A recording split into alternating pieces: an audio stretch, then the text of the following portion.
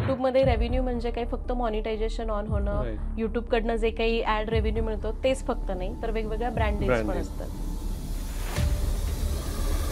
आपण हे इन्फ्लुएन्सर्स ह्याच्याबद्दल खूप बोलतो, मी पण आता त्यांच्याशी बोलतोय. एक वेगळा इगो असतो याच्यामध्ये, त्याच्याबद्दल काय मत आहे तुमचं? मला वाटतं की हे सगळं असं वाटतं आपण समोरच्याला आपले कॉम्पिटिटर समजतो आणि म्हणून कुठेतरी तो इगो येतो जेव्हा आपण हळूहळू ग्रो होत जातो. त्यामुळे एखाद्या वुमनला जर आता बिझनेस चालू करायचा, बिझनेस जसं तुम्ही ऑइलचा केला किंवा, तर काय 3 गोष्टी त्यांनी लक्षात ठेवल्या पाहिजे? तो मला वाटतं की प्रत्येक बाईला जेव्हा ती कुठलंही काम करते, बिझनेस, जॉब, काही पण करते, घरामध्ये बसली, तिला तिच्या लिमिटेशन्स तिने ठरवून ठेवल्या की मला हे मी इथंपर्यंत करण्यासाठी लायक आहे, तर तिला कधीच कुठल्याही प्रकारचा त्रास होणार नाही. जर तुम्हाला गव्हर्नमेंटमध्ये एक अपॉर्च्युनिटी दिली की वुमन ऑन्टरप्रिनरशिपमध्ये तुम्ही सांगाल ती एक गोष्ट होणार आहे, ती काय गोष्ट असेल? मी खरं सांगायचं ना तर गव्हर्नमेंटने खूप काही केलंय महिलांसाठी, पण त्याचं नॉलेजच बायकांपर्यंत नाहीये. तर माहिती आहे आपल्याला की मला हे करायचंय, पण ती गोष्टच माहिती नसते तर तिथं पोहोचणारच कसं? तुम्ही यूट्यूब चूज कराल का इंस्टाग्राम चूज कराल ॲज अ चॅनल? तुम्ही म्हणाले की आतापर्यंत एकही महिना असं नाही झाला की त्यात मॉनिटाईज झालं नाही, तर अंदाजे किती पैसे महिन्याला येऊ शकतात? नमस्कार, कॉन्व्हर्सेशन्स विथ सागर या पॉडकास्टमध्ये आज खूप स्पेशल इन्स्पिरेशनल गेस्ट आहेत, ज्या खूप फेमस सरिताज किचन्स नावाने ओळखले जातात. सरिता मॅम स्वतः आपल्या आज पॉडकास्टवर आल्यात. त्यांच्याबरोबर मी आज त्यांची जर्नी, की कसे ते जॉब करायच्या, जॉबवरनं यूट्यूब जर्नी कशी झाली, त्यांचा पहिला व्हिडिओ त्यांनी कसा बनवला, त्यांची बहीण त्यांना कशी सपोर्ट करत होती, त्यांच्या आईकडून त्यांनी काय शिकलं, ही पूर्ण जर्नी त्यांची, कारण आज त्या एक मोठ्या सक्सेसफुल बिझनेस वुमन आहे, ते बोलणार आहे आपण. मग एखाद्या गृहिणीला जर बिझनेस चालू करायचा आहे किंवा एक युट्यूब चॅनल चालू करायचा आहे, काय स्टेप्स असल्या पाहिजे हे आपण त्यांच्याकडनं जाणून घेऊया. परत तुमच्या बिझनेसच्या काय स्किल्स लागतात, काय नाही लागत, युट्यूबची क्रिएटर इकोसिस्टम काय आहे, युट्यूब का इंस्टाग्राम, ह्या सगळ्या गोष्टी आपण आज मॅम कडनं ऐकूया. मी तर खूपच एक्सायटेड आहे या पॉडकास्टसाठी. Thank you so much ma'am, welcome to our podcast. नमस्कार. तुमचं कुकिंग बद्दलचं प्रेम हे कधी चालू झालं? लहानपणी, कॉलेजमध्ये असताना का लग्न झाल्यावर? लग्न झाल्यावर. म्हणजे मी आधी बऱ्याच जणांना माहिती आहे की आमच्या म्हणजे वडील गेल्यानंतर आईने हळूहळू बाहेर पडून दुसऱ्यांच्या घरी जाऊन स्वयंपाकाची कामं चालू केली. त्यानंतर आम्ही मेस सुरू केली आणि मी आईला मदत पण केली, पण त्याच्यात इतके कष्ट होते आणि ते माझं एज असं होतं की असं वाटायचं ह्याच्यात खूप कष्ट आहेत, मला आईला स्वयंपाकामधनं बाहेर काढायचंय. पण तेव्हा कुठे तो बिझनेस सेन्स नसतो ना आपल्याला. असं वाटायचं की कुकिंग किंवा फूड हे असं एकमेव आहे ज्याला कुठेच मरण नाहीये, आणि त्यामुळे ते फक्त एक अर्निंगचा सोर्स म्हणून मला वाटायचं की हा चला आईला आपण मदत करू, आणि मला ते करायला आवडायचं, पण प्रेम म्हणतो ना तसं वाटत नव्हतं. पण ज्यावेळी मग लग्न झालं आणि ज्यावेळी स्वतंत्रपणे एकटीने स्वयंपाक करायला सुरुवात केली, अप्रिसिएशन मिळत गेलं, त्यावेळी मग त्याच्यावर प्रेम जाडायला लागलं. आणि त्यावेळी फार काही काम हाताशी नसल्यामुळं मग जे आहे त्याच्यात छान छान काहीतरी करत राहा, आणि आपल्यालाही माहिती आहे जमलं की ते आवडायला लागतं, त्याच्यावर आपण प्रेम करायला लागतो. सो तसं काहीतरी कुकिंगवर प्रेम जडलं माझं लग्नानंतर. येस. मग तुम्ही हे व्हिडिओ शेअर करायच्या आधी तुम्ही तुमच्या फ्रेंड्सला तुमच्या रेसिपी शेअर करायचे का? कसं हे चालू झालं, का एकदम डायरेक्ट तुम्ही व्हिडिओजवर आले? नाही, लग्नाच्या वेळी तर, लग्नानंतर तर मी स्वतंत्रपणे करायला लागले सगळ्या गोष्टी. खरं तर आधी आई होती सोबत, यायचा स्वयंपाक, पण असं भीती वाटायची की आई नसताना जमेल का, किंवा स्वतंत्रपणे केलं नव्हतं. लग्न झाल्यावर मग हळूहळू करायला लागले, आणि म्हणजे आधी तर मी म्हणलं की बेसिक कुकिंग यायचं. लग्न झाल्यानंतर मग खूप, म्हणजे आता डिफेन्स मध्ये असल्यामुळे इतक्या जागा फिरलोय, इतके सारखे मैत्रिणी बदलायच्या, मग तिच्याकडनं हे शिक ते शिक. आणि कसं आहे ना, जेव्हा मी एकटी शिकायचे त्यावेळी काहीतरी चुकायचं, मग ती चूक आपण का चुकतं ह्याच्यावर विचार करायला लागले. एकतर माझा स्वभाव कसा आहे, मग ती स्वयंपाक असो किंवा कुठलं पण, ते का चुकतंय हे बघायची मला फार, म्हणजे त्याच्यातनं घुसा, असं त्याच्यामध्ये जाऊन बघा की का चुकलं, तिचं काय येतं व्यवस्थित. मग मी ते असं करत गेले, आणि आपल्याला एक्सपेरिमेंट करताना यश मिळतं ना, त्यावेळी मग ते भारी वाटतं. मग खूप वेगवेगळ्या रेसिपीज ट्राय केल्या. मग कुणाकडून तर जाऊन हे शिक, कुणाकडून जाऊन ते आण आणि ते वापरून हे कर. अक्षरशः मी जेव्हा विशाखापट्टणमला होते तिथं जनरली हिंदी येत नाही कोणाला, तर ते तेलुगू जे शेजारी होते त्यांच्या इकडे जाऊन बघून शिकायचे. म्हणजे इतकं ते मला आवडायला लागलं त्यानंतर. आणि मग रेसिपी मग चला मैत्रिणी आल्या की शिकवत नव्हते कोणाला, पण शेअर कर किंवा त्यांच्याकडनं शिकून घे असं माझं चालू होतं. पण तेव्हा असं काही डोक्यात नव्हतं, हे फक्त आपल्याला शिकायचंय म्हणून तुम्ही शिकत होते. हा, आणि ते आवडायचं कारण आपल्याला एखादी गोष्ट जमत नाही आणि आपण काहीतरी त्याच्यावर काय म्हणतात R&D करून जेव्हा आपण ती स्वतः शिकतो ना त्यावेळी एक वेगळाच कॉन्फिडन्स असतो. येस. सो मग मला ते आवडायला लागलं. आणि कसं आहे, आई बरोबर राहताना जास्त लोकांचा स्वयंपाक करणं हे माहिती होतं. त्यामुळं मग मी माझा खरं तर केटरिंगचा बिझनेस सुरू केला. जे माझा नवरा नेव्हीत होता आमच्या रिटायरमेंट नंतर, आणि मग ते आवडायला लागलं मला हळूहळू, कारण त्याच्यातनं अर्निंग व्हायला लागल्यावर तर काय विचारूच नका. तो मग युट्यूब चॅनल हे माझ्या कधी डोक्यात का नव्हतं, कारण आम्ही होतो अंदमानमध्ये. तिथं आम्हाला नेटवर्क म्हणजे मिळायचंच नाही. मग त्यावेळी युट्यूब काय आहे हे फक्त ऐकून होते, पण एक्झॅक्टली काय आहे हे माहिती नव्हतं. फक्त मग आम्ही पुण्यात आल्यावर मुलगा माझा लहान होता, मग तो कुठेतरी गाणी ऐकायचा, बडबड गीतं, बस एवढ्यापुरतं मला युट्यूब माहिती होतं. त्यातून असे कुकिंग वगैरे करतात हे असं अजिबात नव्हतं. आणि मला वाटायचं की मी जर काही नसताना बेसिक मधनं कुकिंग शिकू शकते तर लोकांना पण माहितीच असेल. म्हणजे ती गरजच माहिती नव्हती मला, त्यामुळे युट्यूबवर असं काही करू शकतो हे नव्हतं माहिती. माझ्या बहिणीने मला सजेस्ट केलं म्हणून मी युट्यूब चॅनलवर आले. To be honest, YouTube channel सुरू करायला माझा विरोध होता. बहिणीला असं का वाटलं की युट्यूबवर यावं? काहीतरी बघितलं असेल ना? हो, तिला वाटायचं की आपण पण छान स्वयंपाक करतो, बरेच चॅनल्स होते, मग त्यांनी प्रयत्न केले. आणि मग त्या जेव्हा वर्ष झालं बहिणीला माझ्या तिचं चॅनल चालू करून, ती जराशी त्याच्यामध्ये कळलं की असं कसं शूट करतात, एडिट करतात. म्हणजे खरे कष्ट तर जे आहेत ना माझ्या बहिणीचे म्हटलं तरी चालेल, सुरुवातीचे. कारण जनरली जेव्हा कुठली पण स्त्री युट्यूबवर येते, व्हिडिओज करायचे असतात, एडिटिंग कसं करायचं, ॲप कोणतं वापरायचं, त्याला कॉपीराईट येतो, गाईडलाईन्स हे माहितीच नसतात. मग तिचं तर असं झालं की बऱ्याच वेळा ट्राय करून करून 30 व्हिडिओज टाकलेला चॅनल डिलीट झाला, कारण गाईडलाईन्स फॉलो केला. असे करत करत तिने खूप प्रयत्न केले होते. आणि मग मला फक्त काय झालं की तू युट्यूबवर सुरू कर बाबा, मी तुला सगळं गायडन्स देते, असं झालं. मग तिचं आता चॅनल आहे? नाही, खरं तर तिचं चॅनल आता नाहीये, कारण तिची मुलं मोठी झाली, ती वेगळ्या बिझनेसमध्ये आहे. त्यामुळे मग आता झालं असं की तिने मला शिकवलं त्या 2 दिवसात, पण आता हा माझा एक मोठा बिझनेसचं स्वरूप झालंय म्हटलं तरी चालेल. सुरुवात तिच्यापासून झाली. तुम्ही आता म्हणाले की तिचा चॅनल बंद पडला किंवा काही कॉपीराईट झालं, हे कसं, हे काय असं आपल्याला ज्यांना नवीन चालू करायचं आहे ह्याचे काही स्टेप्स आहेत का? काळजी काय घेतली पाहिजे? टॉप 2-3 काळजी घ्यायलाच पाहिजे. जेव्हा तिने चालू केला होता त्यावेळी 2016 मध्ये, त्यावेळी खरं तर युट्यूबवर असं काही करता येतं हे कित्येक जणांना माहिती नव्हतं. सो आणि त्याच्यावर फार असे व्हिडिओज पण नव्हते. आता इतके सगळे टेक्निकल चॅनल्स आहेत जे तुम्हाला युट्यूब चॅनल सुरू कसं करायचं, चॅनल ओपन कसं करायचं, इथपासून सगळी माहिती देतात. असं की ईमेल आयडी कसा उघडायचा, तुम्ही एका क्लिकवर सगळ्या गोष्टी बघू शकता. पण एवढंच आहे की तुम्ही चॅनल उघडता, पण युट्यूबच्या पण काही, आता हा मोठा प्लॅटफॉर्म झालाय, लोकांपर्यंत तुम्ही माहिती पोहोचवत की ती जेन्युअन आहे हे सुद्धा बघितलं जातं. काही चुकीचं तर पोहोचवत नाही आहात ना तुम्ही. सो तुम्हाला त्या गाईडलाईन्स फॉलो कराव्या लागतात. युट्यूबने त्या घालून दिलेल्या आहेत. जर तुम्ही त्या फॉलो नाहीच केल्या तर तुम्हाला डेफिनेटली कुठलंच अर्निंग होणार नाही. कारण युट्यूब आधी तुमचा चॅनल व्हेरीफाय करतं की तुम्ही समजा कुकिंग करताय किंवा कोणतेही व्हिडिओज करताय, तुम्हाला सगळ्या गाईडलाईन्स फॉलो करायच्यात, कोणाचा कॉन्टेंट वापरायचा नाही, किंवा मग कुठल्याही अशा चुकीच्या गोष्टी तुम्ही लोकांपर्यंत पोहोचवताय, तर तो व्हेरिफिकेशनमध्ये तुमचा चॅनल येणार. कारण कसं आहे, जेव्हा तुम्ही चॅनल सुरू करता लगेच काही पैसे चालू होत नाहीत मिळायला तुम्हाला. त्याचा एक युट्यूबचा क्रायटेरिया तुम्हाला पूर्ण करावा लागतो, जो मला वाटते बऱ्याच जणींना माहिती आहे आजकाल, की तुमचे 1000 सबस्क्रायबर, 4000 युट्यूबच देतात तिथे की तुम्ही कुठे आहात क्रायटेरियामध्ये. आणि हे तेव्हा पण द्यायचं, फक्त ते आपल्याला थोडंसं आतमध्ये जाऊन आपल्याला जाणून घ्यावं लागतं. सो त्या गाईडलाईन्स मध्ये काय अशा टॉप 3 गोष्टी तुम्हाला असं वाटतं की आपण काळजी घेतली पाहिजे? गाईडलाईन्स मध्ये हे की युट्यूबचे जे काही रूल्स आहेत त्याचं व्हायोलेशन नाही झालं पाहिजे. कोणतीही चुकीची माहिती तुम्ही अशा कुणाला देताय की ज्यामुळं कुणाला हार्म होऊ शकतो किंवा काही पण मोठा इन्सिडेंट होऊ शकतो, तर त्या गाईडलाईन्स आहेत की जे तुम्ही नाही देऊ शकत. तिसरं म्हणजे कॉपीराईट जास्त इम्पॉर्टंट आहे, कारण बरेच जण म्युझिक वापरतात. सुरुवातीच्या फेजमध्ये आपल्याला हे माहितीच नसतं. कुठलंही म्युझिक वापरलं तर जर कुठल्या एखाद्या प्रॉपर कंपनीचं ओनर आहे त्याचा आणि तुम्ही त्याच्या परमिशन शिवाय ते वापरताय, तर डेफिनेटली तुम्हाला मॉनिटायझेशनला इश्यू येणार. तुम्हाला ते सगळे व्हिडिओज डिलीट करावे लागतात.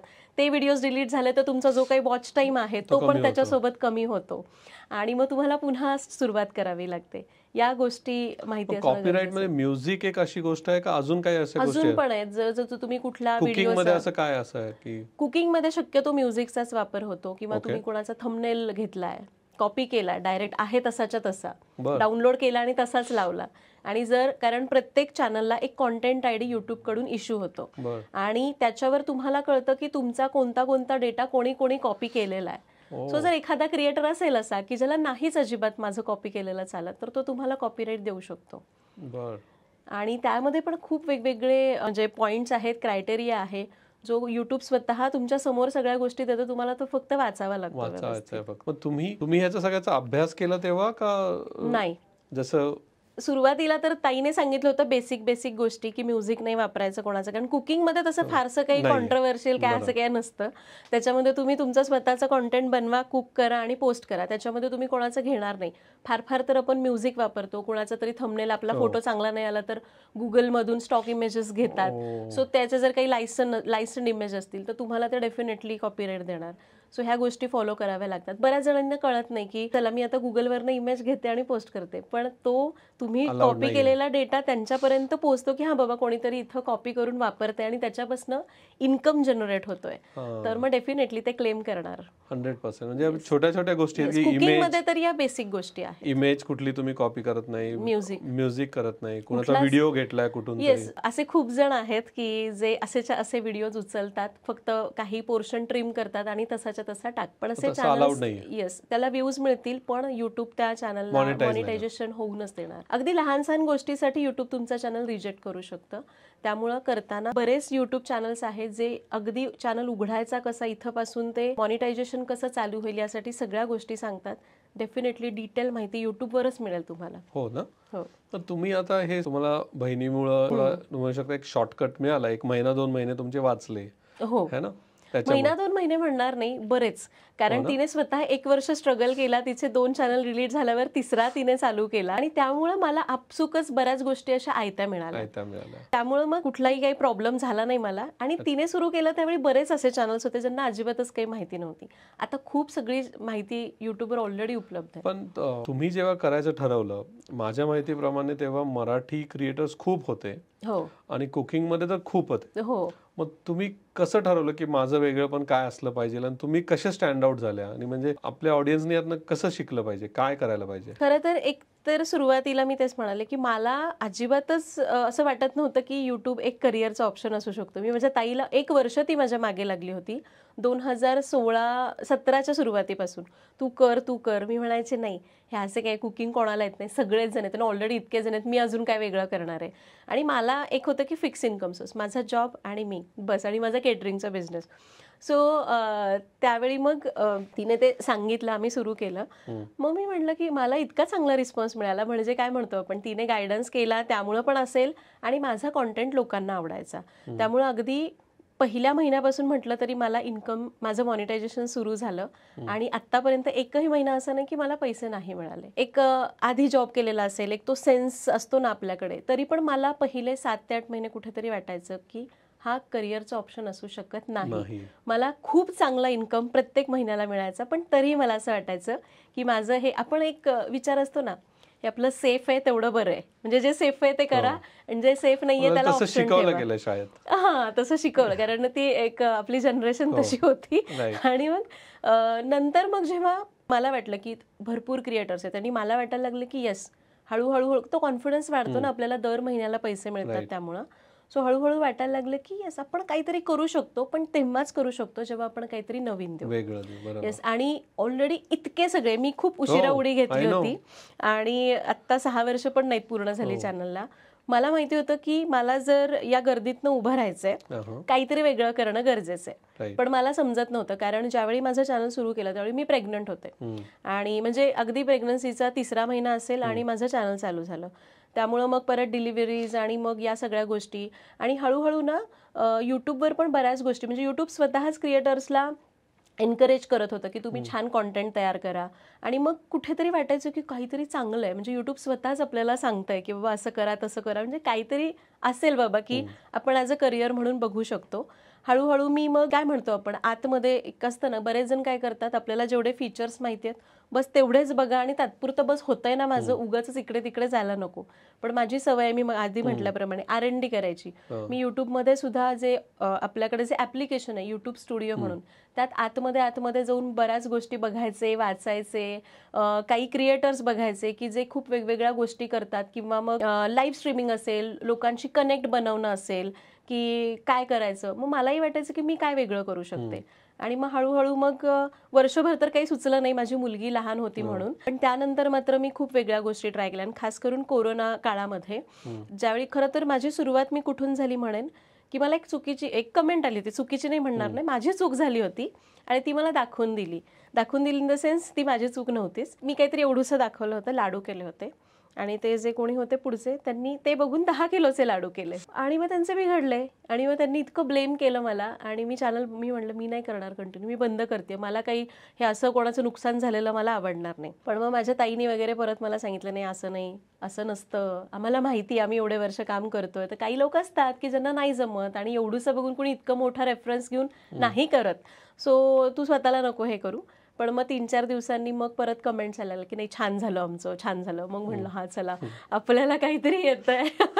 सो मग तिथून मी एक गोष्ट शिकले की मला जर काही वेगळं करायचंय तर जे लोक नाहीच सांगत ते मला सांगणं गरजेचं आहे. आणि मग जे अचूक प्रमाण असतं ते सांगायला मी सुरुवात केली, की असं प्रमाण की जे वापरून एखादी महिला तिच्या फॅमिलीसाठी बनवायचंय तरी बनवू शकते आणि जर त्यापासून तिला बिझनेस करायचा आहे तरी करू शकते. मग एक दिवशी मी असं, मुलगी झोपली होती, कोणी सांगत नव्हतं नाही. सो मला वाटतं हा आपला पहिलाच चॅनल असेल की ज्यांनी ते मेजरमेंट असतं जे बिझनेस आणि घरगुती दोन्ही स्वरूपात करता येईल असं सांगायला सुरुवात केली. आणि त्यासाठी मी लिटरली प्रत्येक पदार्थ निवडला की जो ॲज अ बिझनेस म्हणून सुद्धा बिझनेस करताना तो विकू शकतो, असे पदार्थांची लिस्ट केली. त्याचं सगळे असे दोन्हीही प्रमाण काढले. एका लेडीला फॅमिलीसाठी बनवायचे तरी उपयोगी येईल आणि जर बिझनेस करायचा तरी उपयोगी येईल. मी अक्षरशः खूप रात्री जागून हे प्रमाण लिहिलं आणि त्याप्रमाणे व्हिडिओज बनवायला सुरुवात केली. आणि मग त्यावेळी एक म्हणतो ना आपण, तो बूस्ट मिळतो की लोकांना हे जे मिळत नव्हतं ते कुठेतरी एका जागी मला मिळायला लागलंय. आणि मग ती सुरुवात झाली माझी. मग मला कळलं की जेव्हा आपण काहीतरी नवीन करतो तेव्हाच तुम्हाला लोक वेगळ्या पद्धतीने ओळखायला लागतात आणि तुम्हाला कधी विसरत नाही. आता सुद्धा मी जेव्हा बाहेर जाते किंवा मला कमेंट्स येतात, मला खरं हे आत्ता कळायला लागलंय. बरेच जणी अशा आहेत की ज्या म्हणतात की आम्ही सगळे एखादा पदार्थ करायचा आहे, बऱ्याच व्हिडिओज बघतो, पण शिक्कामोर्तब तेव्हा होतं जेव्हा ते तुम्ही दाखवत. सो ही माझी सगळ्यात मोठी अचिव्हमेंट आहे आत्ताच्या माझ्या इथपर्यंतच्या प्रवासामधली. वा, तुम्ही म्हणाले की आतापर्यंत एकही महिना असं नाही झाला की त्यात मॉनिटाईज झालं नाही. हो. अंदाजे एखादा गृहिणी जेव्हा चॅनल बनवते आणि एखादा मिलियन सबस्क्रायबर होतात, तर अंदाजे किती पैसे महिन्याला येऊ शकतात जस्ट फ्रॉम युट्यूब, म्हणजे युट्यूब कडूनच यायचं? जर मिनिमम $100 म्हणजे युट्यूबचा थ्रेशोल्ड $100 आहे, जेव्हा तेवढा इन्कम तुम्हाला, मग तो 2-3 महिन्याचा मिळून असेल, एका महिन्याचा असेल, जेव्हा तो कम्प्लीट होतो तेव्हा तुम्हाला पेमेंट येतं. त्याच्या कमी असेल तर तुम्हाला युट्यूबचं पेमेंट येत नाही, जोर तो थ्रेशोल्ड पूर्ण होतो. तरी पण म्हणजे एखादा जर चॅनल मिलियनवर गेला असेल तर त्याने किती एक्सपेक्ट करायचं की एवढं रेव्हेन्यू? ओके, मिलियन असेल तर मिनिमम लॅक्स मध्ये तुम्ही, म्हणजे 2 लाख 3 लाख पर्यंत येऊ शकतं. हो, पण डिपेंड ऑन युअर व्ह्यूज, म्हणजे तुमचे व्ह्यूज किती आहेत, त्याला किती ऍड्स रन होत आहेत आणि शेवटी तो चॅनल कोणता आहे, कॉन्टेंट काय आहे. आता जर तुम्ही कुकिंग मध्ये जाल तर बऱ्यापैकी आरपीएम म्हणजे रेट पर माईल, जो म्हणजे युट्यूब कशा पद्धतीच्या ऍड्स रन करतं. आता कुकिंग चॅनल आहे तर जनरली बायका बघतात, मग त्याच्यावर कुकिंग मध्ये शक्यतो फूड प्रोडक्टच्या ऍड्स रन करतात. येस, कुकवेअर असतील, किचन अप्लायन्सेस असतील, किंवा बऱ्यापैकी कधी कधी फॅशन वाले. सो एक, आता मी एक क्रिएटर आहे, एवढ्या वर्षांपासून काम करते म्हणून मला माहिती आहे की कुकिंगचा आरपीएम हा एव्हरेज पेक्षा थोडा जास्त असतो. जे एक बेसिक 10 ते 7 असेल, 1 to 10 मध्ये तो 7 मध्ये असेल. जर तुम्ही फॅशन मध्ये काम करताय तर त्यांचा आरपीएम सगळ्यात जास्त असतो. फॅशन ब्रँड जे आहेत किंवा ब्युटी प्रोडक्ट्स जे प्रमोट करतात किंवा ब्युटी काय म्हणतात, ज्यांचा कॉन्टेंटच फॅशन आणि ब्युटी आहे, त्यांचा आरपीएम सगळ्यात जास्त असतो. सो डिपेंड की तुम्ही कुठल्या कॅटेगरीज मध्ये व्हिडिओज करताय. हो, किंवा जे टेक चॅनल आहेत त्यांचा तर भयंकर असतो. कारण त्यांचे ब्रँड्स कुठले, आता टेक तर मोबाईल आहे, डेफिनेटली तो ब्रँड त्या ऍडसाठी जास्त पैसे देणार, कारण मोबाईलची व्हॅल्यू जास्त आहे. येस, सो तुमचा कॉन्टेंट कुठला आहे त्यावर अवलंबून आहे आणि तुम्ही किती कन्सिस्टन्सी ठेवताय, व्हिडिओची फ्रिक्वेन्सी किती आहे, आठवड्यातून 2 जात आहेत, 4 जात आहेत, तुम्ही जास्त व्हिडिओज पोस्ट करता तर डेफिनेटली तुम्हाला रेव्हेन्यू जनरेशन जास्त असणार आहे. पण तरीही तुमचे व्ह्यूज जर कमी असतील तर तुम्हाला ते कमी होईल. कधी कधी मिलियनवाले चॅनल सुद्धा दर महिन्याला नाही कमवू शकत. तो सुरुवातीपासून तो कनेक्ट नसतो. कधी कधी असंही होतं की एखादा चॅनल आहे ज्याचा व्हिडिओ प्रचंड व्हायरल होतो, त्यामुळे त्याला सबस्क्राईब केलं जातं, पण त्यानंतरचे व्हिडिओज किंवा तो कॉन्टेंट तितका मजबूत नसतो, त्यामुळे मग लोक तो बघत नाही. येस, आणि मग त्यामुळे मिलियन जरी सबस्क्रायबर झाले तरी पण त्यानंतरचे जर कॉन्टेंटच चांगला नसेल, व्ह्यूजच येत नाही आहेत त्याला, तर डेफिनेटली तुम्हाला पैसे कंटिन्युअस प्रोसेस आहे तुम्ही म्हणताय. असं नाही की एकदा मी व्हायरल झाले असं नाही थांबून नाही. तुम्हाला काही ना काहीतरी नवीन द्यायचंय. आज तुम्ही हे सांगितलं, तुम्ही ते सांगत गेला तर हळूहळू लोक तुम्हाला बघायला बंद करतील आणि ते सॅच्युरेशन येतं म्हणतो ना आपण. सो ते लोकांमध्ये येईल आणि त्यांना वाटेल कुछ नया नाही है, आगे बढो, असं होतं. आणि म्हणजे तुम्ही आता म्हणाल्या की 1 लाख 2 लाख व्हॉट एव्हर ते मिळतं, तर आता तुमचा 6 वर्षाचा जो एक्सपिरियन्स आहे त्यातनं तुम्हाला 3 वर्ष लागले कॉन्फिडन्स यायला की मी इथून बिझनेस करू शकते आणि एक क्रिएटर म्हणून पैसे कमवू शकते. आता किती कॉन्फिडन्स आहे आणि तुम्ही आमच्या ऑडियन्सला काय सांगाल की गृहिणींनी ह्यात उतरलं पाहिजे, वेगवेगळे असू, कुकिंगच नाही पण वेगवेगळ्या ह्याच्यात, आणि हे खरंच एक करिअर बनू शकतं का? येस, डेफिनेटली मी सांगेन की हे करिअर बनू शकतं.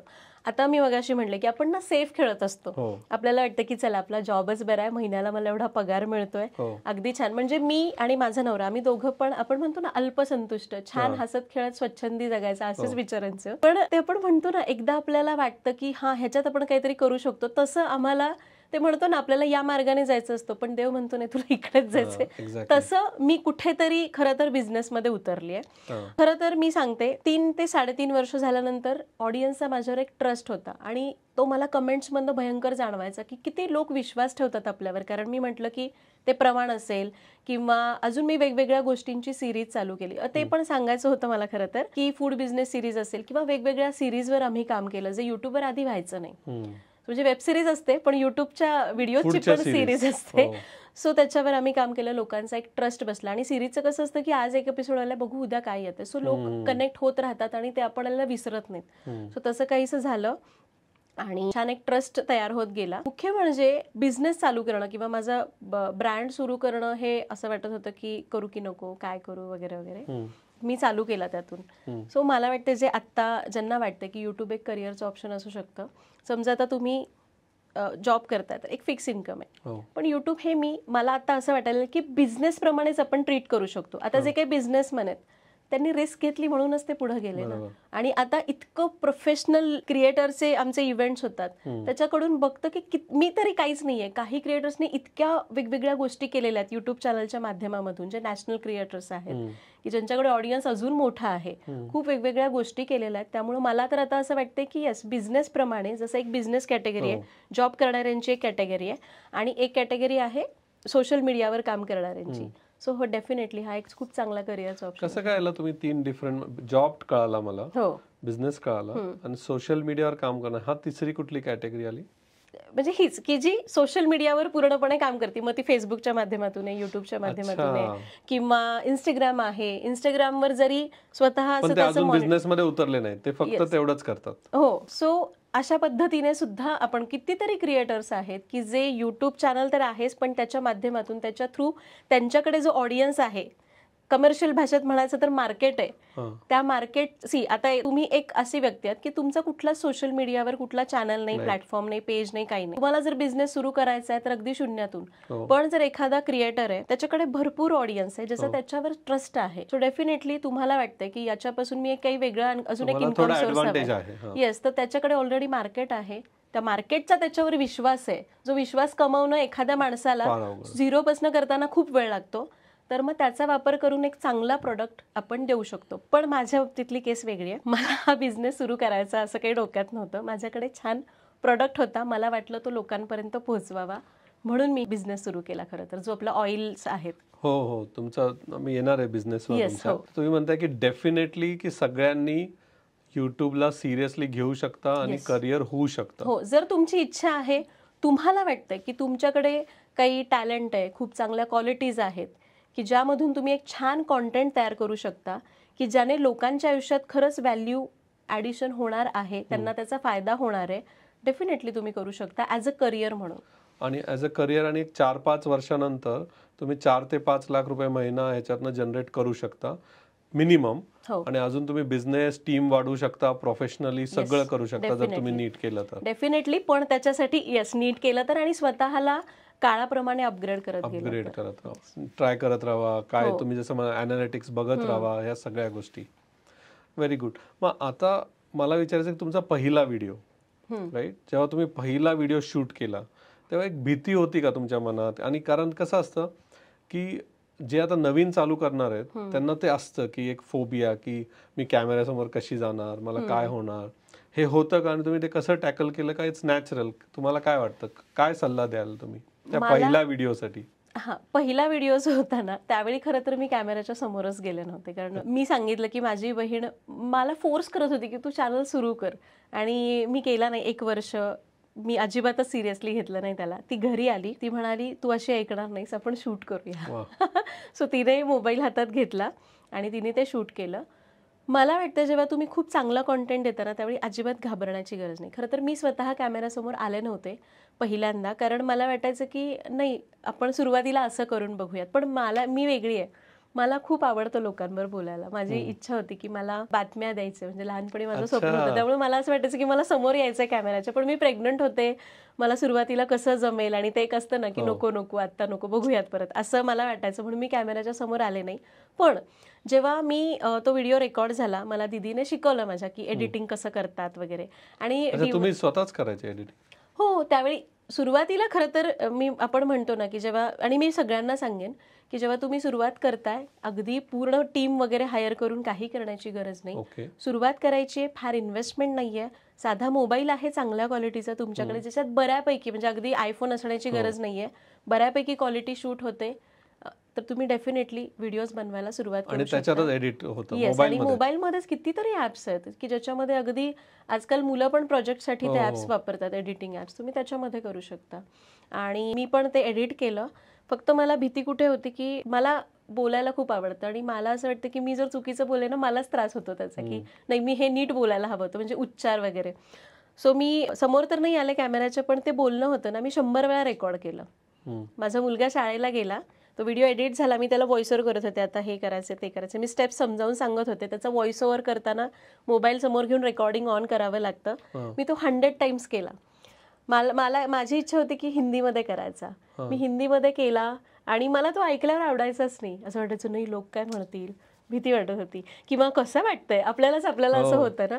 पण जेव्हा मी तो मराठीतून केला तेव्हा मला तो जास्त आवडला आणि कनेक्टिंग वाटला. मग मी परत 3-4 वेळा मराठीतनं ट्राय केलं आणि मी म्हटलं नाही मला मराठीतच चॅनल उघडायचं आहे. आणि मग मला वाटलं की हां हे कुठेतरी कनेक्ट होतंय लोकांना, आणि मी सुरुवात केली. पण भीती होती की लोक काय म्हणतील, कसं वाटतोय आवाज वगैरे वगैरे. ती कशी ओव्हरकम करायची भीती? तुम्ही काय सल्ला द्याल आमच्या ऑडियन्सला? की करून घ्या. आपल्याला वाटतं की हे कसं तरीच आहे, पण ऍक्च्युअली ते खूप चांगलं करतो आपण. म्हणजे मी म्हणतेय ना मी 100 वेळा आवाज दिला, त्यातले ना 70 वेळा दिलेला आवाज आहे ना ऑलमोस्ट सिमिलर असणार, पण आपल्याला वाटतं की नाही परत करू. सो हे ना आपल्याला वाटतं आपण नाही करू शकत, पण ते लोकांना पुढच्याला माहिती नसतं ना, त्यांना ते आवडतं. त्यांना काय माहिती आपण काय exactly back of the camera काय चालू आहे ते. तुम्ही जर त्याच्यातलं आउटपुट छान दिलं लोकांना तर ते आवडतं. आणि मी तेच केलं, पहिल्यांदा 2-3 व्हिडिओज भीतच पोस्ट केले. जेव्हा लोकांच्या कमेंट यायला लागलं की तुम्ही छान करताय, त्यावेळी मग तो कॉन्फिडन्स वाढला. पण तरीही त्यावेळीचा व्हिडिओ जर तुम्ही माझा ऐकला आणि आत्ताचे व्हिडिओज तुम्ही बघितले तर त्याच्यामध्ये जमीन आसमानाचा फरक आहे. कारण त्यावेळेचा तो कॉन्फिडन्स वेगळा होता. लोकांनी तो कॉन्फिडन्स हळूहळू आवडायला लागल्यावर कमेंट करून माझा वाढवला, आणि आता तो कॉन्फिडन्स वेगळा आहे. सो सुरुवात करा. आपल्याला वाटतं की आपण काहीतरीच करतोय वगैरे, पण असं नसतं. लोकांपर्यंत ॲटलिस्ट पोहोचवा तरी, ते पोहोचवा. त्यांना आधी त्याच्यावर काम करू द्या की कसं आहे, आवडतंय नाही आवडतंय. जरी नाही आवडलं, काय नाही आवडत हे बघा, खरंच आपण चुकतोय का, आणि त्याच्यावर काम करायला सुरुवात करा. मला पण आधी म्हणायचे की तू बोलताना ना अशी बोलते, किंवा तू याचा उच्चार असा करते, हा असा नाहीये. सो खरंच जे जेन्युइन कमेंट्स असतात, जेन्युइन सांगणारे असतात, त्यांचं ऐका आणि त्याप्रमाणे बदल करत राहा. हे मला सांगायचं. एखाद्याने चालू केलं जसं तुम्ही केलं, आणि मग नंतर तिथे निगेटिव्ह कमेंट आले किंवा तिला व्ह्यूजच नाही आले, तर ते तिथे थांबते. बरोबर. बरोबर. तुम्हाला तुमची ताई होती पुश करायला, की जी घरी येऊन तुम्हाला पुश केली की मी व्हिडिओ करते, बाकीच्यांना नसेल तर त्यांनी काय केलं पाहिजे? असं काही नाही. आता तर कसं आहे म्हणजे सुरुवातीला आता तुम्ही ऑटो मोड मध्ये आहात, तुम्हाला कळालंय, म्हणजे सुरुवात आहे ना, की जिथे आपल्याला 1000 फॉलोअर पण नाहीये, 2000 पण नाहीये, तर त्याच्यासाठी एखादं मंत्र असं तुम्हाला कळालंय का? येस, निगेटिव्ह कमेंट्स बद्दल बोलायचं तर निंदकाचे घर असावे शेजारी. मी तर अशी व्यक्ती आहे ना, जे मुद्दामून निगेटिव्ह कमेंट करतात ना, मी तर म्हणते यांना करूनच दाखवायचं. मी तेच म्हणते. आत्ता पण मागे एकदा असंच म्हणजे मी एका ठिकाणी सांगितलं की म्हणजे जेव्हा कोणी मला बोलतं ना, मी त्यांना उत्तर द्यायला जात नाही. मी उलट म्हणते की चला ह्यांनी असं म्हणलं ना, पुढच्या वेळी काहीतरी असं करू की त्याला त्याचं उत्तर माझ्या कामातनं मिळालं पाहिजे. त्यामुळे तुम्ही पण निगेटिव्ह कमेंट, आता तुम्ही सोशल मीडियावर आहात, घरामध्ये जेव्हा 4 माणसं राहतात, प्रत्येकाचा विचार करण्याची पद्धत वेगळी असते, मतभेद होतो. तुम्ही तर सोशल मीडियावर हजारो लाखो लोकांसमोर जाताय आणि निगेटिव्ह कमेंट शक्यतो जेव्हा तुमचा व्हिडिओज व्हायरल होतात तेव्हाच येतात किंवा जास्त लोकांपर्यंत पोहोचतात. निगेटिव्ह कमेंट जास्त आले तर व्हायरल जास्त होतो. येस, ते पण आहे. उलट मी तर म्हणेन की जेव्हा तुम्हाला निगेटिव्ह कमेंट येते त्याच्यावर कॉन्व्हर्सेशन वाढतं. नाही नाही असं नाही, हे तुम्ही असं अजून कोणीतरी, आणि जेवढी एंगेजमेंट वाढते तेवढे तुम्ही जास्त लोकांपर्यंत पोहोचता. माझा तर अनुभव आहे, जेवढे निगेटिव्ह तेवढे व्हायरल होतं. येस. आणि दुसरं म्हणजे तुम्ही निगेटिव्ह कमेंट यायला लागल्या म्हणजे तुमचा व्हिडिओ व्हायरल जातोय असं समजायचं, यशाची पावती आहे. कारण जेव्हा तुम्हाला लोक निगेटिव्ह बोलायला लागतात समजायचं तुम्ही योग्य ट्रॅकवर आहात. पण खरंच जर काही जेन्युइनली तुम्हाला काही फीडबॅक देतात तर डेफिनेटली त्याचा विचार करा. बरोबर. तर आता आपण तुमची युट्यूबची जर्नी पाहिली आणि तुम्ही बऱ्याच जागी बोलले त्याच्याबद्दल, पण जर आपण बिझनेस बद्दल बोलूया की तुम्ही आता हे बिझनेसमध्ये उतरायचं हे कधी ठरवलं? जसं तुम्ही म्हणाल तुमच्याकडे खूप चांगला प्रॉडक्ट होता, तर कधी ठरवलं आणि काय पावलं घेतली त्याच्यासाठी? मी तर आधी म्हटलं मी जॉब करायचे. मला जो 8 वर्षाचा गॅप होता, करिअर गॅप, त्यामध्ये मी तर म्हणायचे आता इथून पुढे बाहेर पडून मी बरंच जॉबच करणार आहे. हे बिझनेस नको, उगा कोणाच्या कुठं डोक्याला ताप करून घ्यायचा अशी मी होते. ज्यावेळी मी पुण्यामध्ये आले, मी आधी कोस्टलमध्ये राहिले होते, तिथलं क्लायमेट वेगळं. पुण्यामध्ये आल्यावर मी खूप आजारी पडायचे. मला एक छोटासा उपाय होता लाकडी घाण्याच्या तेलाचा, मला एका आयुर्वेदाचार्यांनी सांगितला होता, तो मी केला. त्यांनी मला खूप फरक पडला आणि माझं हळूहळू मग कामामध्ये पण मला जरा, आपण म्हणतो ना, आपण हेल्थ चांगली असेल तर आपण आपल्या कामामध्ये चांगलं कॉन्सन्ट्रेट करू शकतो. आणि मग तसं काहीसं माझ्या आयुष्यात स्वतःच बदल मी केले आणि मला त्याचा परिणाम पण चांगला मिळाला. आणि मग एकदा मी माझ्या चॅनलवर असा व्हिडिओ केला की आपण ट्रेडिशनल ऑइल का वापरलं पाहिजे, जे आपल्या पूर्वजांनी सांगितलंय, ते लाकडी घाण्याचं तेल ज्याच्यात कोणतेही केमिकल्स नसतात. तर मला त्या व्हिडिओ खाली अशाच कमेंट्स आल्या की हे आमच्याकडे मिळत नाही. मग म्हणलं आता काय करायचं, आपण मी ज्याच्याकडून घेत होते त्याचं तर लोकली तो बनवायचा आणि ते तात्पुरतं लोकांपर्यंत पोहोचवायचा. मला ते एक, मी पण खूप शोधलं पुण्यामध्ये, तेव्हा जाऊन मला 1-2 असे एक चांगले जेन्युइन लोक मिळाले की जे मला प्युअर ऑइल देतात. मग हळूहळू मग त्यानंतर एक माझी मैत्रीण आहे, तिचं पण म्हणजे ती मैत्रीण अशीच झाली की तिला तिचं ऑइल प्रमोट करायचं होतं. अच्छा. आणि मग ती माझ्याकडे आली. मी म्हणलं तू खरंच जेन्युइनली देतेस का? कारण मी खूप लोक बघितले आहेत की जे जेन्युइनली खरंच प्युअर तेल बनवत नाहीत, कारण आणि तेलामधली भेसळ ओळखणं खूप अवघड आहे. तर ती म्हणाली तू माझ्याकडे येऊ शकतेस, बघू शकतेस की आम्ही कसं करतो, काय करतो. मी तिचं प्रोडक्ट प्रमोट केलं त्या व्हिडिओमध्ये आणि ते पण कुठलीही कॉस्ट न घेता. आणि ते बहुतेक तो व्हिडिओज बघूनच माझ्याकडे आले होते, मी जो ऑइलवर केला होता. आणि मग मी म्हणलं ठीक आहे, मला तर लोकांना हे द्यायचंच आहे.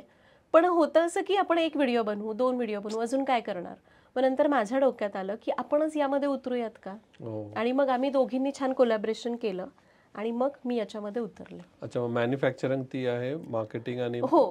माझं एक होतं की एकच अट होती माझी की हे सगळे जे लोक आहेत ना, ज्याला कमर्शियल भाषेमध्ये मार्केट म्हणतो, ती सगळी माझी जवळची लोक आहेत. त्यांच्यामुळं, त्यांनी मला दिलेल्या विश्वासामुळे मी इथं पोहोचली आणि मला तो विश्वास कुठेच तोडायचा नाही. कारण हा पहिला प्लॅटफॉर्म होता सरिताज किचन, ज्याच्यामधून मी व्हिडिओज, रेसिपीज पोहोचवते. तो ऑडियन्स माझ्याकडे आहे, तो असेल तर माझा ब्रँड असेल. त्यामुळे मला त्यांचा विश्वास तोडायचा नाही. त्यामुळे एकाच अटीवर आम्ही कोलॅबरेशन केलं की मॅन्युफॅक्चरिंग जरी म्हणजे पेपरवर इकडे तिकडे मॅन्युफॅक्चरर वेगळा असेल, आम्ही मार्केटर असो, तरी पण संपूर्ण क्वालिटीचा ॲक्सेस हा दोघांकडे असणार. मलाही पूर्ण, जनरली असा ॲक्सेस कोणी देत नाही मॅन्युफॅक्चरर, पण त्या अटीवरच आम्ही कोलॅबरेशन केलं.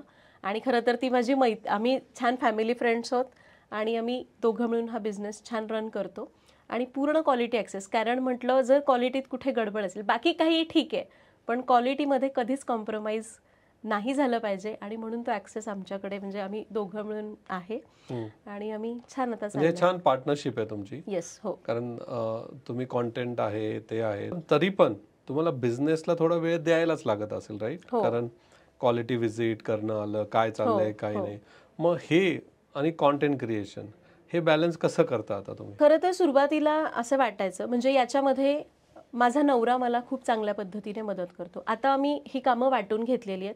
मी आधीच क्लिअर केलं की क्वालिटीमध्ये कुठेही कॉम्प्रोमाइज नाही झालं पाहिजे, कारण तो फूड प्रोडक्ट आहे. फूड प्रोडक्टमध्ये क्वालिटीवर आपल्याला कॉन्सन्ट्रेट केलंच पाहिजे. बाकी इतर वेळी ठीक आहे बाबा, थोडा बहुत चलता है, पण फूड असेल तर ते 100% आणि ते जेन्युइन आहे म्हणूनच आपण लोकांना देतो आणि म्हणूनच हा बिझनेस चालू केला.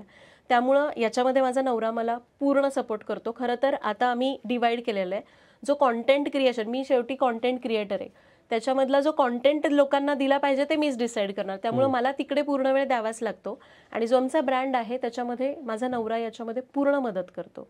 फक्त आम्ही दोघं मिळून, मी थोडाफार माझा जो काही आमचा व्याप आहे त्याच्यामधला थोडासा वेळ मी ब्रँडला देते.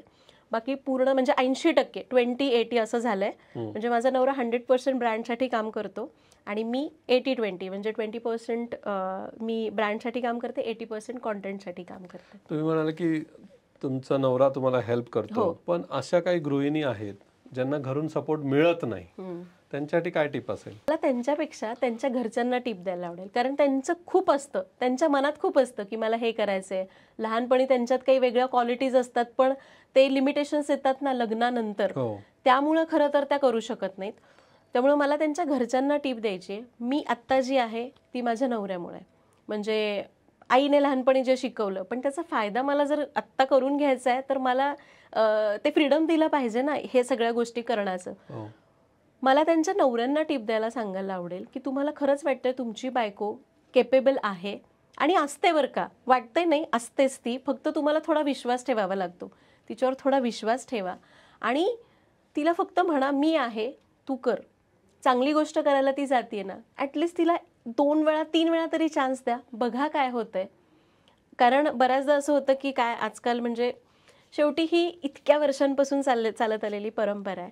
जर आता घरामध्ये पैशांचं काहीतरी अडचण आहे, हातभार लावायचा म्हणून घरातली स्त्री बाहेर पडते, पण ही गोष्ट ठरलेली आहे की तिने जरी बाहेर पडलं तरी पण घरातली जबाबदारी तिच्यावरच असली पाहिजे.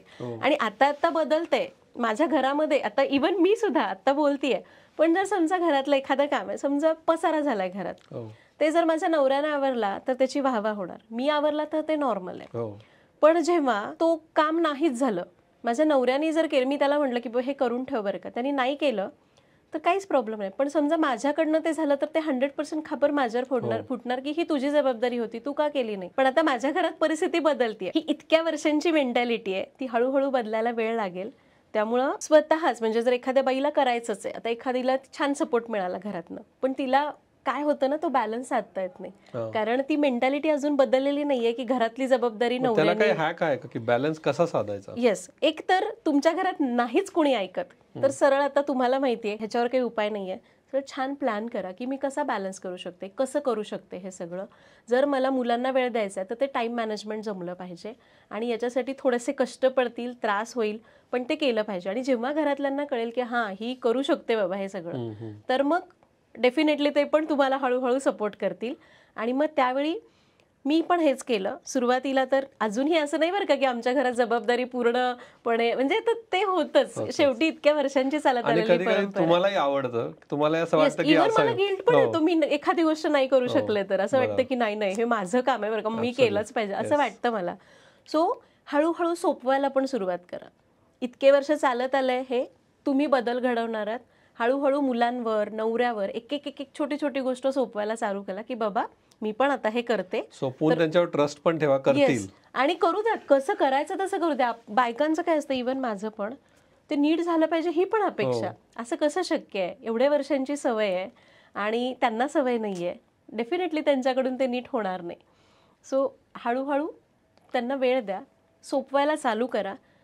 हळूहळू तीच प्रथा घरामध्ये पडेल आणि येईल ते. आता नाही पण ऍटलीस्ट तुमची मुलं मोठी होतील तेव्हा तरी त्या गोष्टींची सवय लागेल, नेक्स्ट जनरेशन तरी याच्यात.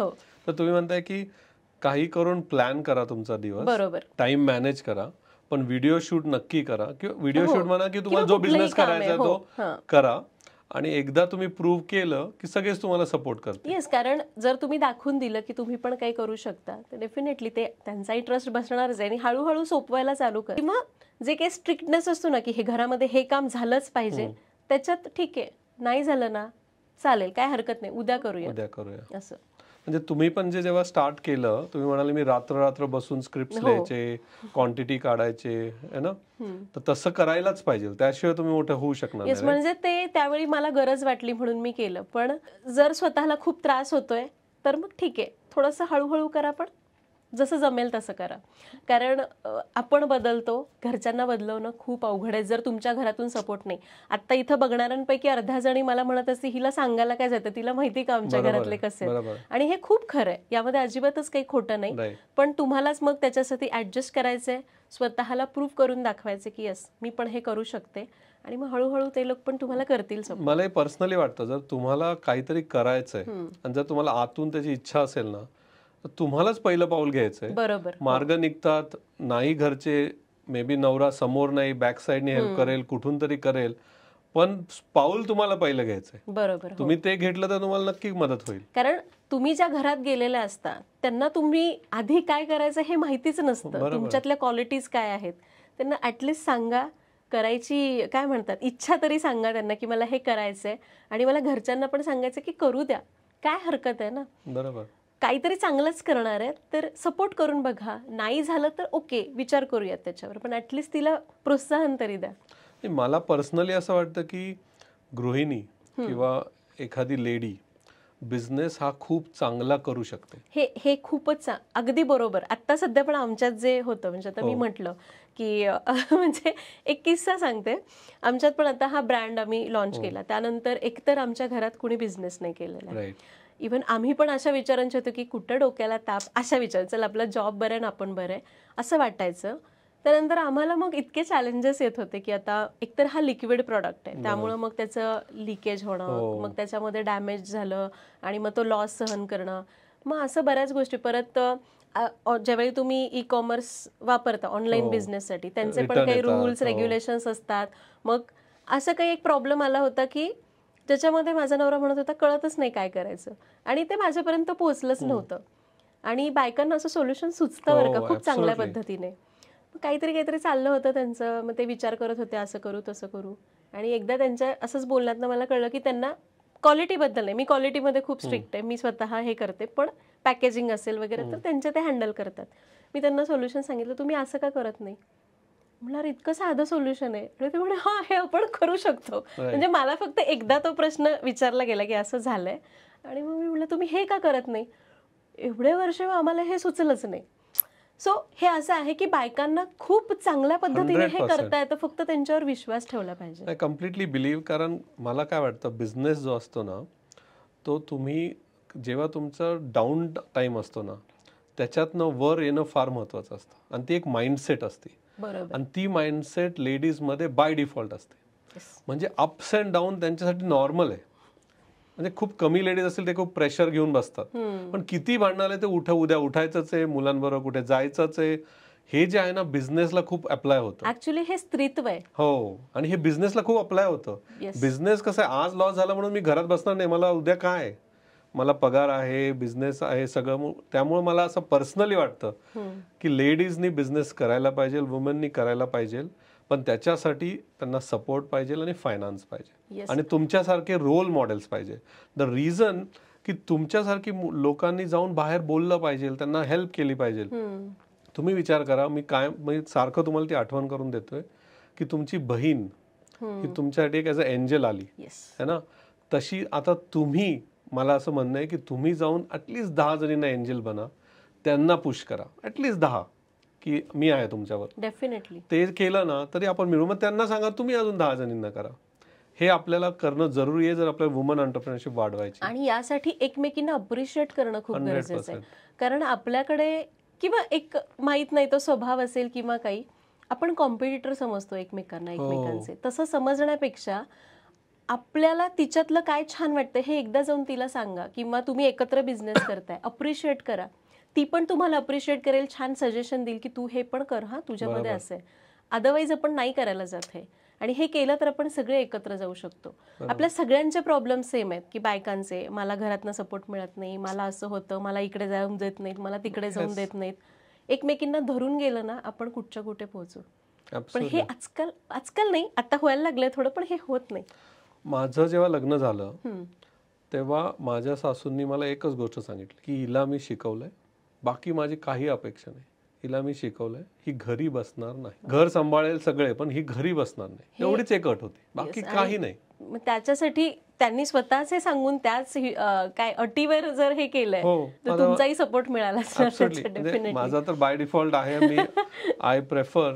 उलट तिलाच कधी कधी तुम्ही म्हणलं तसे गिल्ट वाटतं की मी हे करू शकत नाही, कारण फुल टाइम बिझनेस मध्ये डोळ्यासमोर बघत आलंय की सगळी जबाबदारी आईचीच आहे आणि आईनेच हे केलं पाहिजे. त्यामुळं कुठेतरी ते मनात रुतलेलं आहे आणि मग कुठेतरी तो गिल्ट येत राहतो. किती पण मोठी बिझनेस होऊ दे, नाही मुलाला जर आज काही खायला नाही मिळालं तर त्याची जबाबदारी बाबा नाही घेत, मी आणून दिलंय, तू करून दिलं नाहीस. म्हणजे हे होतं, ती बदलायला वेळ लागणार आहे, कारण आपण लहानपणापासून तेच बघत आलोय.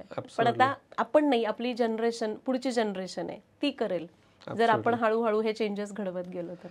बिझनेस मधला एक शेवटचा प्रश्न, अशी कुठली परिस्थिती होती का की जिथे तुम्हाला वाटलं की मी हे चुकी केली आहे बिझनेस करून? असा काही एक इन्सिडेंट झाला होता की नाही यार, मी चांगला कॉन्टेंट करत होते, उगाच बिझनेस मध्ये उतरले, अशी होती का? आणि मग त्यातनं तुम्ही कसे बाहेर आले? असं तर एकदा खरं तर टू बी ऑनेस्ट नाहीये.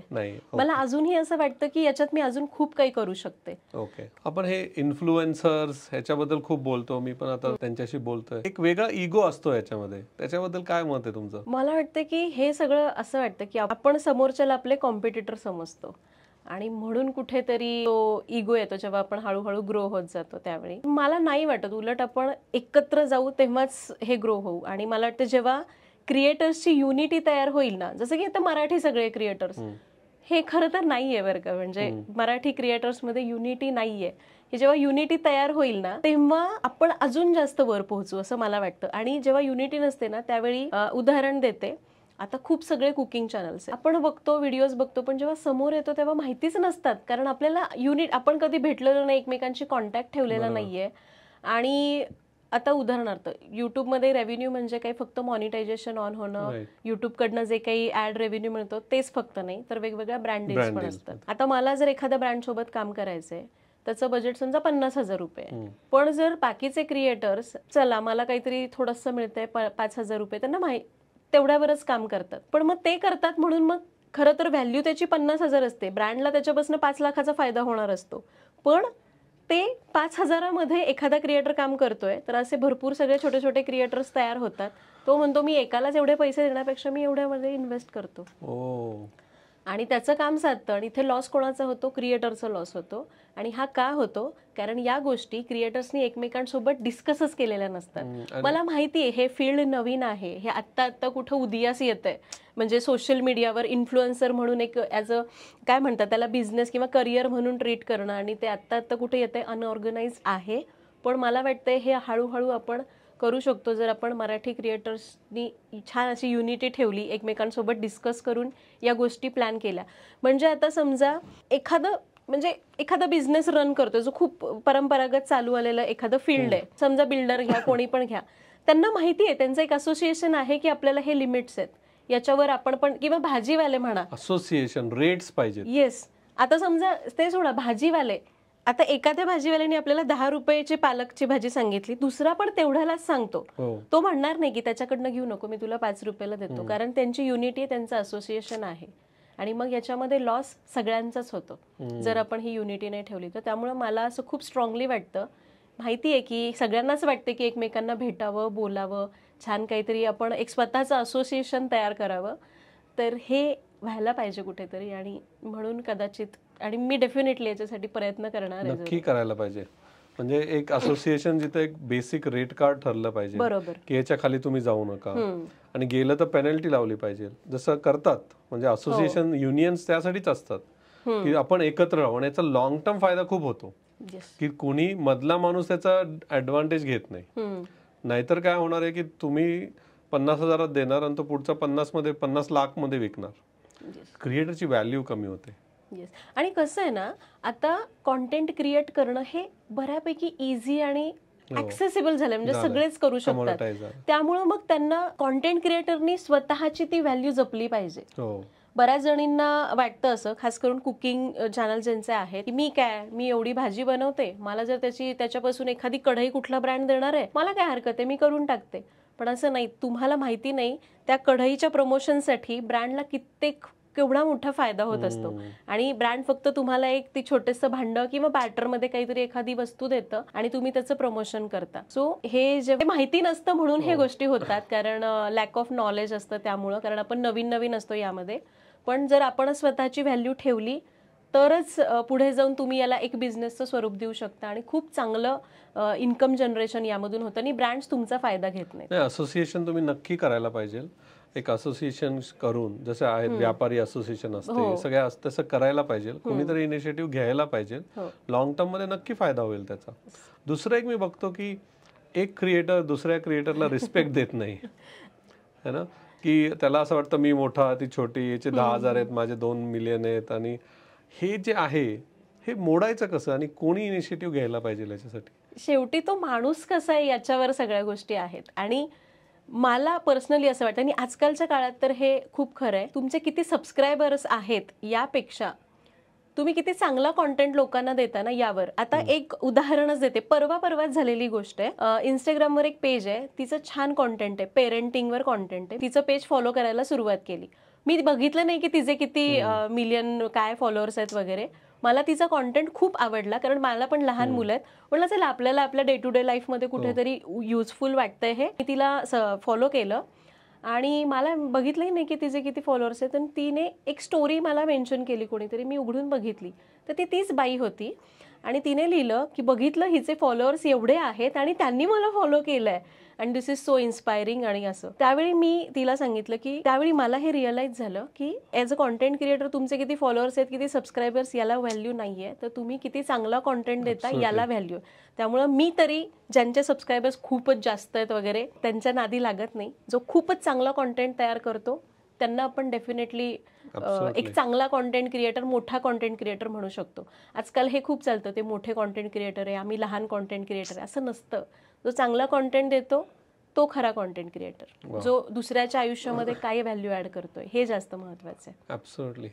कॉन्टेंट क्रिएशन इंडस्ट्रीमध्ये पण आता शाहरुख खान, सलमान खान आणि मग नेक्स्ट इयरचे ऍक्टर असे बनायला लागले जातात. उदाहरण देते, आता मी दिल्लीला एक समिट होता, पहिलाच समिट होता आणि तिथं भारतामधले टॉप 100 चॅनल्स होते आणि त्यात सरिताज किचनचं नाव होतं. हे एक मोठी खरं तर एक प्राऊड मोमेंट होती माझ्यासाठी. तिथं मी गेले आणि एक नॅशनल लेवलची क्रिएटर होती, जिला मी खूप आधीपासून, म्हणजे माझा चॅनल सुरू केला ना तेव्हापासून बघते. मला ती सिम्प्लिसिटी आवडते. मी तिच्याकडे गेले, तिला मी म्हणाले, माझी ओळख करून दिली की हॅलो मी सरिताज किचन, माझं मराठीत चॅनल आहे सरिताज किचन नावाचं. आता मला वाटलं ती हिंदी क्रिएटर आहे, तिला मी कशी माहिती असणार आहे, आणि तिचं कुकिंग चॅनल आहे. सो मी तिच्याकडे गेले, मी तिला ओळख सांगत होते. त्याच्या आधीच ती मला म्हणाली मी महाराष्ट्रातच राहते, महाराष्ट्रात राहून तुला कोण ओळखणार नाही. हे माझ्यासाठी इतकं इन्स्पायरिंग होतं. आणि त्याच्याच आधी असंही बऱ्याचदा झालंय की मी काही इव्हेंट्सला गेलेली आहे आणि काही असे क्रिएटर्स, मराठी क्रिएटर्स आले होते की ज्यांचं चॅनल म्हणजे काही 2 लाख सबस्क्रायबर्स आहेत आणि ज्यांना मी बघते. मी स्वतः जाऊन एकदा त्यांना भेटले तर त्याला खूप आनंद झाला होता. पण मला तो आनंद तेव्हा रिअलाइज झाला की जेव्हा मला कोणीतरी सेम अप्रिशिएशन दिलं. सो मला वाटतं एकमेकांना अप्रिशिएट करत गेलो ना. हो, म्हणजे तुम्हाला तिने एक अब्बासकी टाईप दिली, त्यामुळे तुम्हाला वाटलं की आता मी दुसऱ्यांना द्यायला पाहिजे.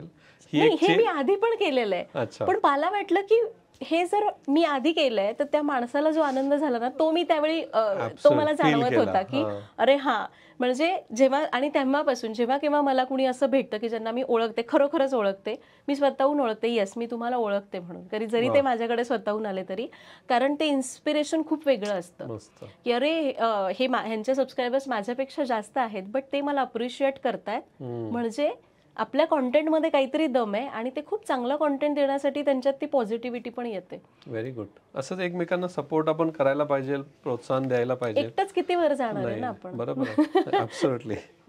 आपण एखाद्या वुमनला जर आता बिझनेस चालू करायचा, बिझनेस जसं तुम्ही ऑइलचा केला किंवा, तर काय 3 गोष्टी त्यांनी लक्षात ठेवल्या पाहिजे? एक तर तुम्हाला ते करायचंय, खरंच तुम्ही त्याच्यामध्ये ती क्वालिटीज तुमच्यामध्ये आहे का, की तुम्ही ते करताय, किंवा तुम्हाला खरंच त्याच्याबद्दल तितकी माहिती आहे का. उदाहरणार्थ मला जेव्हा ऑइलचा बिझनेस चालू करायचा होता त्यावेळी मी लगेच नाही बाबा की आता माझ्या डोक्यात आलं, ती मुलगी माझ्याकडे आली आणि मी लगेच चालू केलं, असं नाही केलं.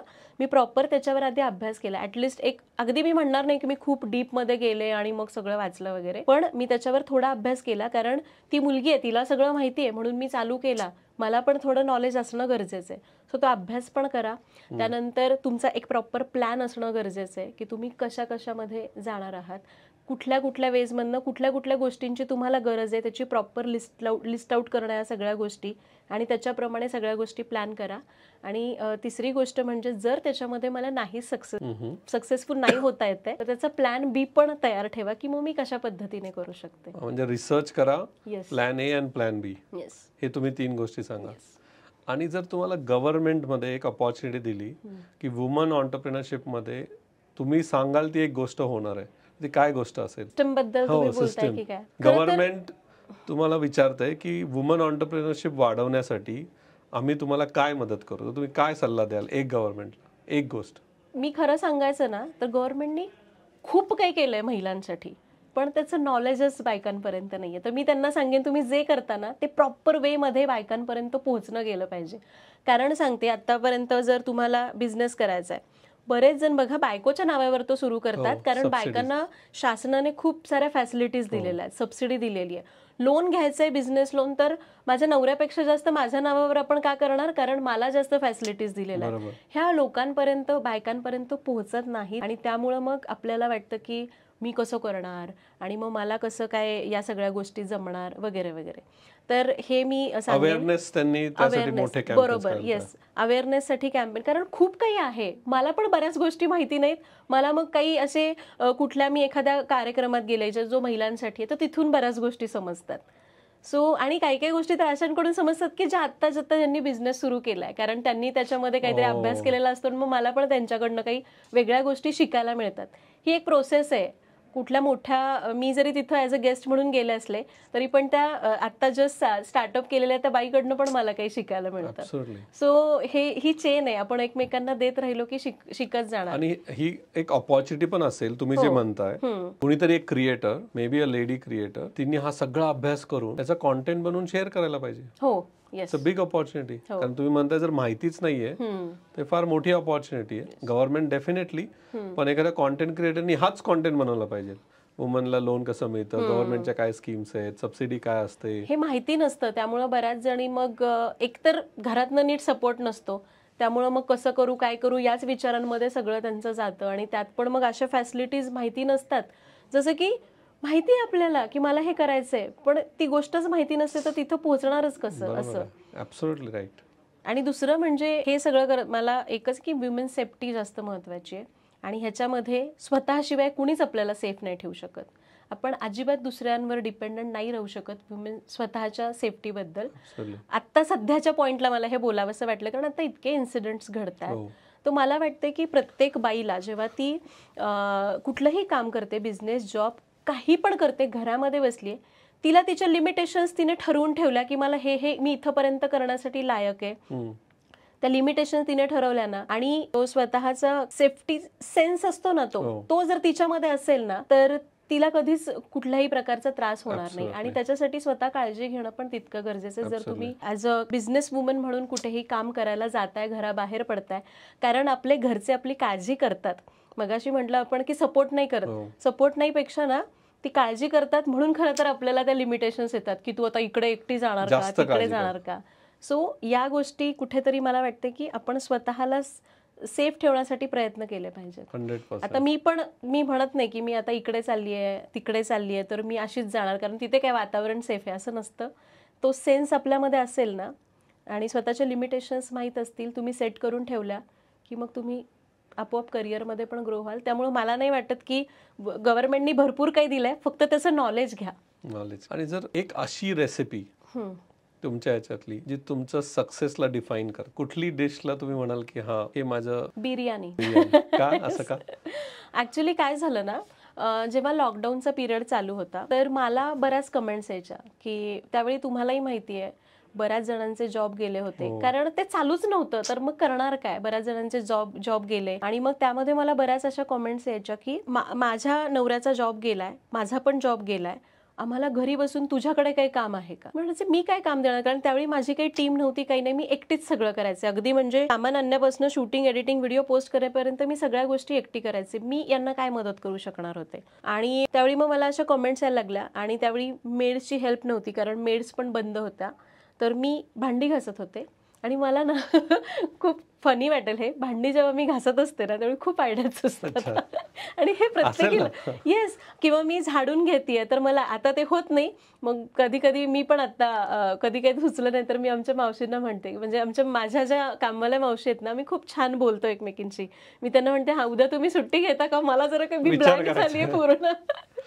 सो त्यावेळी मला एक आयडिया आली अशीच की माझ्या आईसोबत मी मेसला तिला मदत करायचे, त्यामुळे जास्त लोकांचा स्वयंपाक माहिती होता. महाराष्ट्राच्या बाहेर भारतामध्ये खूप फिरलेली, त्यामुळे वेगवेगळे कुझिन माहिती होते. आणि पुण्यात आल्यानंतर मी केटरिंगचा बिझनेस सुरू केला होता. तर या तिन्हीचा मी विचार केला की मी काय करू शकते. मला एक्सपिरियन्स होताच, तर मला ती आयडिया डोक्यात आली की मी यांना माझ्याकडनं तर काही जॉब नाही देऊ शकत, मी काहीतरी करू शकते. आणि मी बिर्याणीच्या खूप ऑर्डर घ्यायचे. तर मी असा एक व्हिडिओ तयार केला की ज्याच्यात मी बिर्याणी तयार केली. आणि तुम्हाला जर ह्या बिर्याणीचा बिझनेस करायचा असेल तर ते कशा पद्धतीने तुम्ही करू शकता याबद्दलची माहिती दिली. आणि मला अजिबातच कल्पना नव्हती की मी याच्यावर सिरीज पण करू शकेन. आणि त्यानंतर मग बराच तो व्हिडिओ व्हायरल झाला, खूप जणींनी तो बघितला, त्यांचा स्वतःचा बिझनेस सुरू केला. मला कमेंट्स यायला सुरुवात झाली की ताई, तुझ्यामुळं आम्ही पहिल्यांदा काहीतरी कमावलंय, म्हणजे पैशांच्या स्वरूपात. आमच्या घरी आम्ही हातभार लावू शकतोय, कारण बिर्याणी एक अशी गोष्ट आहे की जी ऑर्डर देण्यासाठी पण इझी आहे आणि घेण्यासाठी पण इझी आहे.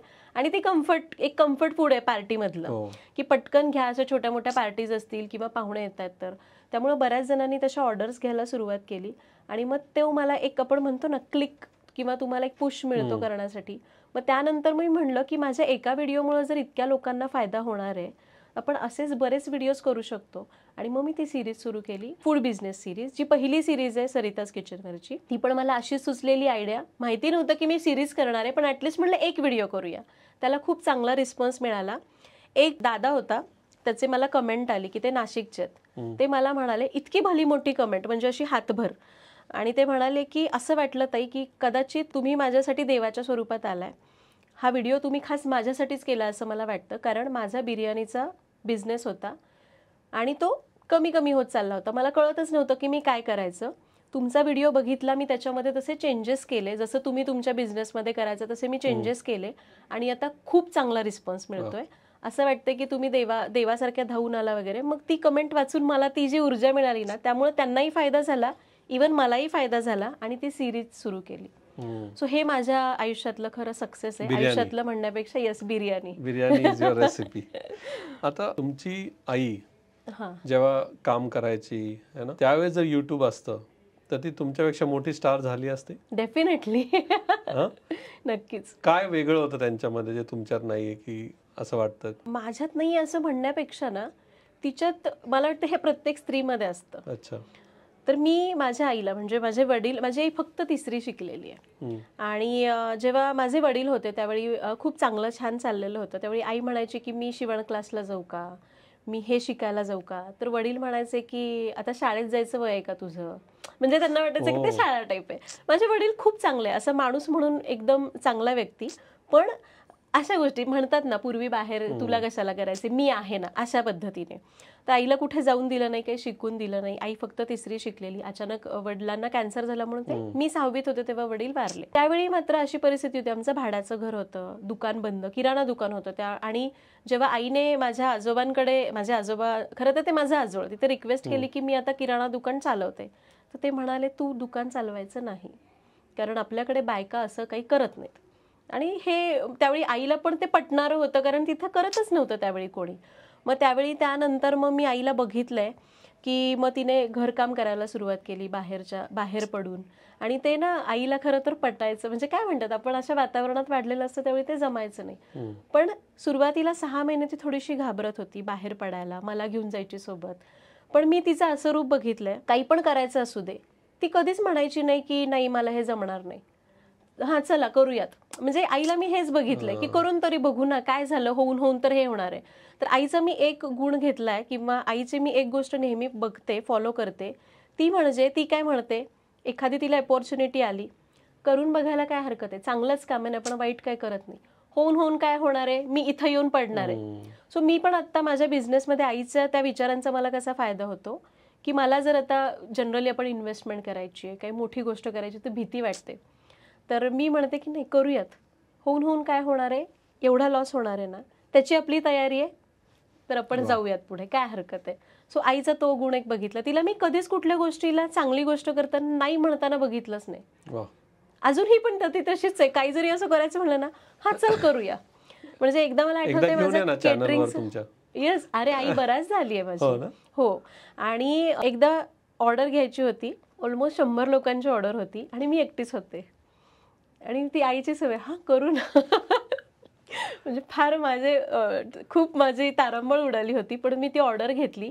पण त्यानंतर जो कॉन्फिडन्स वाढला ना माझा, 100 लोकांची ऑर्डर एकट्याने घेणं, सगळं सामान आणून आणि माझा अट्टहास सगळं ताजंच करायचं, हे खूप अवघड टास्क होता. पण मी ते आईचं लक्षात ठेवून, किंवा ते सवय असते ना आईचं बघून आपल्याला, मी केली. माझा नवरा मला ओरडत होता, तू काय हे करतेस का, त्याला तर त्याचा जॉब होता, मी एकटी करणारी होते. पण माझ्या नवऱ्याने मला थोडी मदत केली आणि आम्ही ते अचीव्ह करू शकलो. पण तो कॉन्फिडन्स जो वाढला होता तो एक वेगळाच होता. केटरिंग बिझनेस मी करत होते. आता तुमच्या घरी तुमचे मिस्टर, तुमचा मुलगा तुम्हाला एक बिझनेस वुमन किंवा एक सक्सेसफुल वुमन असं समजतात का?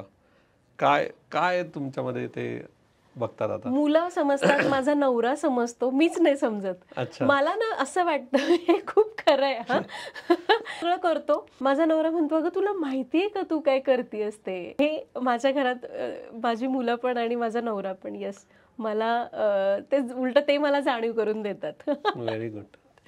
आता शेवटचा प्रश्न, तुमच्या आता नेक्स्ट 5 वर्षाची मोठी ड्रीम काय आहे? सरिताज किचनला कुठे घेऊन जायचंय, काय करायचंय? आता तुम्ही इथेपर्यंत आले, आता काय नेक्स्ट, काय कुठली झेप घ्यायची तुम्हाला? झेप तसं तर भरपूर गोष्टी डोक्यात आहेत, कॉलेज भरपूर म्हणजे खूप आहेत. नॅशनल ब्रँड बनवायचा आहे, इंटरनॅशनल ब्रँड बनवायचा आहे. नॅशनल ब्रँड तर हे माझ्या डोक्यात आहेच आहे. आता तो असा पण म्हणजे आता बऱ्यापैकी आम्ही पूर्ण भारतभर पसरलेलो, प्रॉडक्ट्सचा तुमच्या, पण येस, नाही तेच म्हणते प्रॉडक्ट्सच्या बाबतीत, पण पूर्ण भारतभर तर आहेच. फक्त तो आता लिमिटेड आहे मराठी लोकांपुरता. तर माझा नक्कीच प्रयत्न आहे की त्याला नॅशनल ब्रँड बनवायचंय. त्यासाठी हळूहळू करणं गरजेचं आहे. आणि माझं एक आहे की एक काहीतरी आपण डोक्यामध्ये घेऊन चालतो की मला हे काहीतरी करायचंय, पण मला ना शॉर्ट टर्म गोलवर काम करायला जास्त आवडतं. एक गोल सेट ठेवायचं, लॉंग टर्म गोल, पण त्यासाठी शॉर्ट टर्म गोल आपण अचीव्ह करत गेलो की चला मला आता हे आधी करू दे, मग मी ते केलं की मग मी याच्यावर विचार करेन, असं करत करत तिथं पोहोचायचंय. सो हे आहे सरिताज किचनचं नेक्स्ट 5 इयर्स मध्ये, मे बी, होप सो. ते आता बघूयात. नाही, डेफिनेटली होईल. मला तर वाटतं की तुमच्यामध्ये केपेबिलिटी आहे की आपण जे ब्रँडेड सफोलाज अँड जेमिनीज बघतो, तसं तुमचं ब्रँड इंडियामध्ये वापरलं जाईल. All the best to you. Thank you very much. तर शेवट आपण आता रॅपिड फायर मध्ये करूया. याच्यामध्ये तुम्हाला उत्तर जे आहे ते एका वर्ड मध्ये किंवा एका सेंटेन्स मध्ये द्यायचं आहे. तर पहिला प्रश्न, तुम्ही युट्यूब चूज कराल का इंस्टाग्राम चूज कराल ॲज अ चॅनल, किंवा रेकमेंड कराल कोणाला, युट्यूब का इंस्टाग्राम, आणि का? युट्यूब. का? कारण युट्यूबवर आपण छान एक्सप्लेन करून कॉन्टेंट देऊ शकतो, ज्यातून लोकांना पूर्ण माहिती मिळते. इंस्टाग्रामवर तो चॉईस तुम्हाला नाही मिळत आणि मग अर्धवट माहितीतून काहीतरी वेगळंच कॉन्टेंट आपण देतो. सो मला युट्यूब जास्त आवडेल. आणि माझ्या करिअरची सुरुवात युट्यूबमधून झाली, त्यामुळे डेफिनेटली रेव्हेन्यू जनरेशन युट्यूब पासून चांगलं. आणि चौथं म्हणजे तुम्ही युट्यूबचे ब्रँड अँबॅसेडर आहात. एक स्किल जी वुमन ऑन्टरप्रेनर मध्ये असली पाहिजे. कन्सिस्टन्सी. तुमचा रोल मॉडेल कोण आहे? माझी आई. एक अशी चूक जी तुम्ही परत रिपीट नाही करणार. रिपीट नाही करणार, कोणतीच चूक नाही करणार रिपीट, जेव्हा मला कळते की ही चूक आहे. नाही, एका बिझनेस जर्नीमध्ये तुम्हाला असं वाटलं की ही चूक झाली आहे माझ्याकडनं आणि मला खूप मोठा इम्पॅक्ट झालाय, ही परत मी कधी करणार नाही, अशी नाही का? सगळ्याच कुठलीच परत नाही करणार? कुठलीच परत नाही करणार. आणि असं शक्यतो आतापर्यंत तरी लकीली असं काही झालं नाही की खूप इम्पॅक्ट झालाय. एकच ऍडवाइस जर द्यायची असेल कुणाला ज्यांना तुमच्यासारखं बिझनेस वुमन बनायचं असेल, तर काय असेल? स्वतःवर विश्वास ठेवा. Very good. फॉर्मल डिग्री का स्किल्स? स्किल्स.